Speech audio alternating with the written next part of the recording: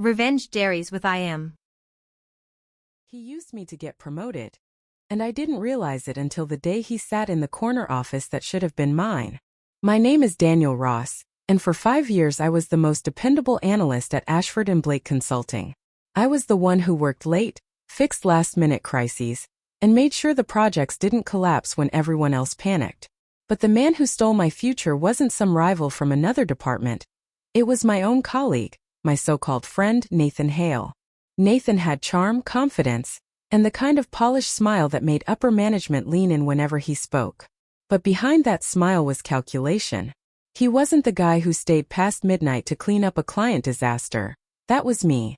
He wasn't the guy who crunched numbers until his eyes burned. That was me too. Nathan was the guy who stood in the spotlight, reciting results that I had delivered, as though he had moved mountains with his bare hands. First, I didn't mind. I thought we were a team. He'd say, "Dan, you're the brains. I'll handle the big picture stuff." It sounded fair enough. Until the big picture suddenly included a senior management promotion. The morning the announcement came, the whole floor gathered by the glass conference room. The CEO's voice rang out. "Congratulations to Nathan Hale, our new vice president of operations." The room erupted in applause. Nathan shook hands, his eyes glinting with victory. He didn't even glance my way. That corner office with its skyline view and leather-bound desk was supposed to be mine. I had earned it. Instead, I stood there in the crowd, clapping mechanically, feeling like I'd just been erased. Later that evening, Nathan passed by my cubicle. He smirked, lowered his voice and said, "You've always been a great support, Dan. Don't worry. There'll be scraps left over for you." Something about the way he said it. It wasn't gratitude. It was ownership. And in that moment I knew this story wasn't ending with me in a cubicle. It was only beginning. The first time I noticed something was off, it was so subtle I almost brushed it aside. A week after Nathan's promotion, he called me into his new office, the corner office that still felt like it had my name engraved on the door. Sunlight streamed through the floor-to-ceiling windows, glinting off the sleek wooden desk.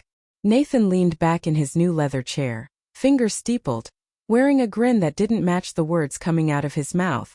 "Dan," he said, "I couldn't have done it without you. But now that I'm VP, you'll need to let me handle the strategy. I'll need you focused on grunt work." Grunt work.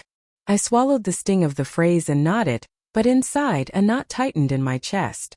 For years we had worked side by side. Now he was speaking to me like a subordinate, like the countless late nights I'd carried us both had already evaporated from memory. That was red flag number 1. Red flag number 2 came the following Friday. I walked past his office late in the evening, long after most of the floor had cleared out. His door was cracked, and I heard his voice. "Lo, urgent." "Yeah, the numbers will check out." "No, he doesn't know. He thinks it's routine." The hair on my neck prickled. Who didn't know? What numbers? I hesitated outside the door, but before I could catch more, Nathan's chair squeaked and I panicked, retreating down the hall. The next morning, when I asked about it casually, he chuckled. "Relas? Done. Client stuff. Nothing worth your brain space." He said it with that same polished smile, the one that always managed to shut down questions. Still, the seed of doubt had been planted. Red flag number 3 came wrapped in money. For years, Nathan and I had shared client bonuses equally, at least on the projects we worked on together. But suddenly, the bonus checks stopped coming my way. When I asked our finance officer about it, she gave me a puzzled look. Nathan submitted reports saying he handled those accounts solo. I felt my stomach drop. Solo? He'd taken months of my work, scrubbed my name off it and cashed in alone. But the worst wasn't the missing money, it was the gaslighting that followed. When I confronted him, he leaned back in that damn chair and laughed. "Dan, you must be mistaken. You've always struggled with the paperwork side. Maybe you just forgot to log your hours." Forgot? I had every email, every spreadsheet, every late-night revision burned into my memory. But his confidence was unnerving, like he'd already rewritten the story and I was just a side character in it. And the more I pushed, the more isolated I became. Colleagues I used to grab lunch with now avoided me. When I walked into a room, conversations hushed. A project I'd been leading was suddenly reassigned, with Nathan claiming I was overwhelmed, and needed to focus on smaller tasks. Every slight, every whisper, every missing credit. It was like being erased piece by piece. I started doubting myself. Maybe I was overreacting. Maybe Nathan was just under pressure as VP. But then I'd remember that smirk, those late-night calls, that missing money. And doubt twisted back into anger. I went home each night exhausted. Not from the workload, but from carrying the weight of suspicion that no one else seemed to notice. I'd stare at the ceiling, wondering if I was paranoid. Or if I was the only one seeing Nathan's mask slip. Because one thing was clear. Nathan's rise to power wasn't built on brilliance. It was built on something darker. And if I didn't figure it out soon, I wasn't just going to lose a promotion. I was going to lose everything. The truth didn't come crashing down all at once. It crept in, like a slow leak in a sinking ship. Until one day I realized I was drowning. It was a Monday morning when the company held a quarterly review meeting. I'd been working on a massive client portfolio for months. An international logistics deal that had nearly fallen apart twice. And each time I had dragged it back from the brink. It was supposed to be the presentation that re-established my credibility, proof that I was still indispensable. I walked into the conference room clutching my slides, ready to finally step back into the light. But when I entered, my heart froze. The projector was already on. My slides. My charts. My analysis. But the man standing at the podium wasn't me. It was Nathan. He spoke with polished ease, weaving through every detail I had prepared as though he had crafted it all himself. My name wasn't on a single slide. Not a single credit line. My work, months of it, was being paraded as his triumph. And the worst part? The board believed him. Applause thundered when he finished. The CEO leaned forward beaming. Outstanding, Nathan. This is the kind of forward-thinking leadership we expect from a vice president. Leadership. My leadership. Stolen and dressed up in his suit. I sat in the back, my fists clenched so tightly my nails dug into my palms. Rage burned in my chest, but what cut deeper was the humiliation. Every late night, every missed weekend, every sacrifice I made, turned into fuel for his career while I faded into the background like a disposable intern. After the meeting, I confronted him. My voice shook with disbelief. You used my work, Nathan. That presentation was mine. Every line, every number. He didn't even flinch. He just smirked, adjusting his cufflinks. Done? Relax. You're good at the details. I'm good at the vision. The company doesn't need two people doing the same job. The same job. I snapped. You're VP because of me. You used me to get here. His smile sharpened. Of course I did. And now I'm here. That's business, Dan. You should know better by now. For a second, I couldn't breathe. It was like the floor had vanished beneath me. He wasn't even denying it. All the suspicion, all the red flags, they had been leading to this moment.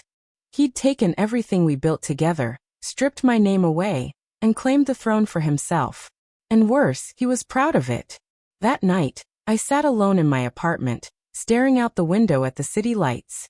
My hands trembled as I replayed his words. Of course I did. The casual cruelty, the certainty in his voice. Heartbreak twisted into rage. Rage into something colder, sharper. Because Nathan had taken what I deserved, but he'd made one fatal mistake. He thought I was done. He thought he had erased me completely. But erasing me was impossible. Every deal I'd saved, every client I'd won, every piece of strategy Nathan passed off as his own. It all lived in my head. And if he wanted to play dirty, then so could I. For days I wrestled with the storm inside me. Should I walk away, rebuild somewhere else, prove I didn't need Ashford and Blake? Or should I fight fire with fire? The thought of leaving gnawed at me like surrender. But the thought of revenge, it lit a fire I couldn't ignore. Nathan had stolen my corner office. My future. My respect. But I wasn't going to let him keep it. And as I lay awake that night, one plan began to form. A dangerous plan. A plan that would make Nathan regret the day he ever underestimated me. The days after Nathan's betrayal felt like a blur. I showed up to the office like a ghost, doing the grunt work he assigned me, watching from the sidelines as he basked in the glow of my victories. Every time I passed his corner office, that skyline view taunted me. That was supposed to be mine. But instead of feeling angry, I just felt hollow. There's something uniquely cruel about being erased. It wasn't just that Nathan had stolen my work. It was that the people around me had accepted his version of events. Colleagues who once respected me now spoke his name in admiration. Executives who used to nod at me in meetings barely noticed when I entered the room. It was like I'd been written out of my own story. One evening, I stayed late, not because of work but because I couldn't bear the thought of going home to silence. I wandered the halls of Ashford and Blake, lights dimmed, desks abandoned. As I walked past Nathan's office, I froze. The door was ajar. Inside, he was on the phone. His voice was sharp, cocky. "Of course I'll deliver. My team doesn't ask questions. They just execute. That's why they're useful." My team. Useful. Like tools. I should have walked away, but I couldn't. His words cut deeper than any dismissal letter. I wasn't just expendable to him. I was invisible. That night, I sat in the break room staring at the vending machine, half-drained cup of coffee in my hands, when something inside me snapped. Not in anger, something deeper. A realization that chilled me first, then set me on fire. I had been waiting for someone to notice. Waiting for fairness to return. Waiting for Nathan to slip up or for justice to magically arrive. But waiting was the reason he'd beaten me. Nathan didn't rise because he was better. He rose because he was willing to take what I wasn't. And if I kept waiting, I would lose more than a corner office. I'd lose myself. The thought hit me like a jolt. This is not the end of my story. It's the beginning. I went home that night and opened my laptop. Every email I had ever sent, every spreadsheet, every late-night draft, I started collecting them. Evidence. Proof. Not just of my work, but of how Nathan had built his empire on my back. The more I dug, the more I realized I had something powerful. The truth. He had stolen my promotion, my recognition, but he had left behind a trail. And trails lead somewhere. For the first time in weeks, I felt awake. Alive. Of course, it wasn't just about files and documents. Revenge isn't won on paper alone. It's won in strategy, in patience, in knowing when to strike. And as I sat there, sifting through the years of contributions with my name stamped across them, I felt something else rise inside me. Not bitterness, not despair, resolve. Nathan thought he had buried me. What he didn't realize was that I wasn't dirt under his shoes. I was the foundation beneath his feet. And if I chose to, I could pull it out from under him. By the time the sun rose, exhaustion tugged at my body, but my mind was sharper than it had been in months. I wasn't the broken analyst anymore. I wasn't the forgotten name in the shadows. I was Daniel Ross, the man who had built Ashford and Blake's success brick by brick. And I was ready to take back what was mine. By the time I started planning, I knew two things. Nathan still believed he was untouchable, and the only weapon I had that could cut through his armor was the truth, organized, undeniable, and delivered with surgical timing. I spent the first 3 nights building a dossier. Emails, drafts, version histories, timestamped spreadsheets, old Slack threads where I'd laid out strategy. I pulled every file from my backups, my personal drive, even archived attachments I'd sent clients. I compiled them into a running timeline. Who said what, when, and how projects shifted from my hands to his. The pattern was ugly and obvious once you saw it. The work moved. His name appeared. My name disappeared. Facts are stronger when they have faces attached. I quietly reached out to people who still owed me loyalty. A former client who'd kept thanking me in private messages. A junior analyst who'd seen Nathan skim my notes and take credit. The finance officer who'd raised an eyebrow the day bonuses changed hands. I didn't accuse. I asked questions and listened. One by one they confirmed the discrepancies. Missed credits, misfiled timesheets, verbal reassignment that had been documented nowhere. They agreed to help. Not with explosive statements, but with confirmations I could use to build a chain of custody for my claims. Nathan had profited from my work. I tracked bonus confirmations, expense reports, and the internal approvals that mysteriously bore his signature. I made copies, invoices, payment logs, screenshots of the HR system. It was messy, but the mess had a pattern. When I compared dates, it showed a consistent overlap between my deliverables and his claimed leadership. This part felt like detective work. I opened old PowerPoint files and examined last modified timestamps. I pulled draft versions from the cloud that still had my comments in the margins. Where Nathan had pasted my slides into his polished deck, the file metadata still betrayed its origins. I exported PDFs with embedded revision histories, saved emails with full headers, and printed hard copies with highlighted sections. Paper couldn't be edited by a boastful smile. A reveal without inevitability is just drama. So I built inevitability. I crafted a version of the presentation. My presentation, that stitched together my evidence in a clean, chronological narrative. Then I engineered a scenario where the right people would see it at the right time. I fed a decoy to Nathan. An innocuous-looking spreadsheet I accidentally left in the shared drive that, if opened, would ping a read receipt to an address I controlled. I used that to confirm his access patterns, and to plant the idea that certain files were still floating around. I didn't want a messy confrontation. I wanted the boardroom, the kind of meeting where Nathan thrived and where he would be at his most visible, an all-hands review, a client showcase, something with the CEO in attendance.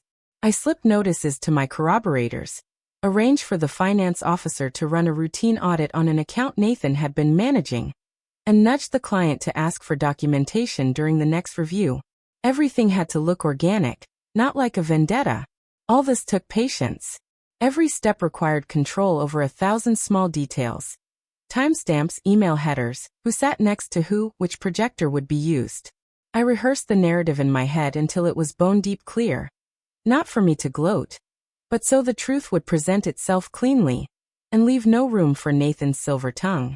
Meanwhile, he kept walking around like a king. He celebrated a small acquisition at the office bar, toasted by execs who still thought his ascent was deserved. He bragged about his leadership team, and how things were finally running smoothly. He even emailed me, a half-hearted keep up the good work, with an emoji, as if nothing had happened. That was the dangerous part. His confidence. It meant I had to be perfect. On the eve of the reveal, I sat in my car outside the building with the dossier on the passenger seat. My hands didn't shake now. They were steady. I had assembled witnesses, receipts, metadata, and a trigger that would force the board, not me, to confront the pattern. All that remained was timing. Nathan still believed he held all the cards. He didn't know one of them had already been quietly slipped under the table. Inside the building, the lights burned late. Somewhere up on the 10th floor, Nathan laughed with colleagues, oblivious. I closed my eyes, breathed once, and stood. Tomorrow would either ruin him, or crumble everything I had left. The boardroom lights dimmed, the projector humming softly, and every eye was on Nathan. He stood tall at the head of the table, the corner office king, radiating smug confidence as he launched into his polished monologue. This quarter's successes, he said, sweeping his hand toward the skyline beyond the glass walls, prove that decisive leadership is what this company needs. He had no idea the ground beneath him was already gone. When the CEO nodded for me to present the supporting data, I rose slowly from my seat, carrying the thick black binder I'd spent weeks compiling. Nathan's smirk widened. He thought I was still his workhorse, about to hand him another unearned victory. But this time, I wasn't walking up as his shadow. I was walking up as his reckoning. Before we continue, I said, my voice steady, there are discrepancies the board deserves to see. The first slide clicked on the screen, emails with timestamps. Every major project Nathan claimed to lead bore my drafts, my signatures, my hours logged at 2 a.m. His name only appeared after the deadlines, attached like a parasite.